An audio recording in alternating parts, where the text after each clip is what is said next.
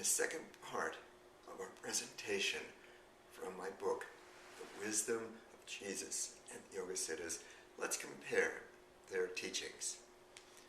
First of all, Jesus taught in parables, or short, memorable sayings, filled with parody, metaphors, and paradox, which conveyed profound spiritual teachings in a way that his listeners, most of whom could not read or write, could easily understand, remember, and pass on. For example, he said, "Love your enemies. If you do so, you will no longer have any more enemies." This is a paradox, and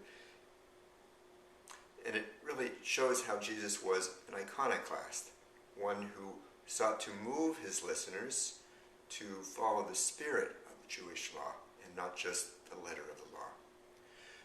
The Yoga Siddhas also taught in the form of poems, in the vernacular language of the common person, not in the language of Sanskrit, which was reserved to the priestly elites. He taught in a way that they could easily understand and remember and pass on to others. Several layers of meaning are conveyed in both the teachings of Jesus and the Yoga Siddhas. The deepest layers, however, could only be accessed by those who had been initiated into spiritual practices such as meditation and the practice of silence. Secondly, Jesus severely condemned the activities of the priests or Pharisees and the merchants in the temples whom he assaulted in their shops. When challenged by the Pharisees, by what authority did he speak, he replied, I will destroy this temple, and within 3 days I will raise it up again. And his resurrection proved his point, that the true temple is our own body, and that it can be made divine. The Yoga Siddhas, who also condemned the emphasis on temple worship and worship of idols, nowhere in their writings do they sing praises to any of the Hindu deities or images of God. They taught that the human body is a temple of God, and that by completely surrendering to the Lord, it can become a divine body, a divya deha, as they refer to it. Jesus taught forgiveness of sins and transgressions. One of his most important parables, that of the prodigal son, exemplifies this. Similarly, the Siddhas taught one to detach from what's referred to as samskaras, that is, the negative habits, which collectively form our karma. Which of course is the consequences of our thoughts, words, and actions. Forgiveness and detachment at a profound level are synonymous and central to both the teachings of Jesus and the Yoga Siddhas. Forgiveness and detachment free ourselves from the consequences of our past words, thoughts, and actions. Fourthly, as I mentioned in the part 1 of this presentation, Jesus said very little about himself in the first 3 Gospels, Matthew, Mark, and Luke, which are known as the Synoptic Gospels, which relate the story of Jesus in a parallel manner, and which are considered to be the most authentic parts of the New Testament. The Siddhas also have very little to say about themselves in their writings.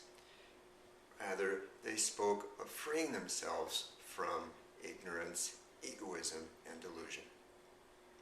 Fifthly, Jesus repeatedly referred to himself modestly as the Son of Man in the Synoptic Gospels.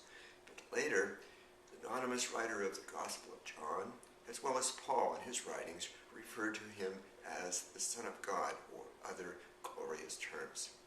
The Siddhas distinguished the lower self, the body, mind, personality, which is bound by egoism, delusion, and karma, from the higher self, which is the pure, bliss-filled consciousness, individual soul. Jesus taught that the Lord, whom he referred to as the Father, not only exists, but he loves us. He also taught that to know him, one must overcome egoism and attachment to the things of this world. The Siddhas also taught that by a progressive process of self-study, self-discipline, and purification, one can realize the Lord. They did not fear the Lord. They loved him. To them, God was love, and love was God. Surrender to the Lord was the means of their progressive transformation.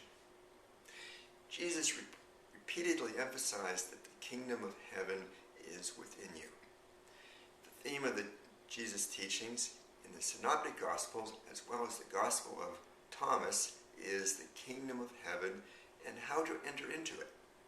But in the epistles of Paul, as well as the Gospel of John, which are considered by the vast majority of reputable scholars to contain only interpolations, statements put into the mouth of Jesus by anonymous sources, the theme is Jesus himself, his mission, and his person as a Savior.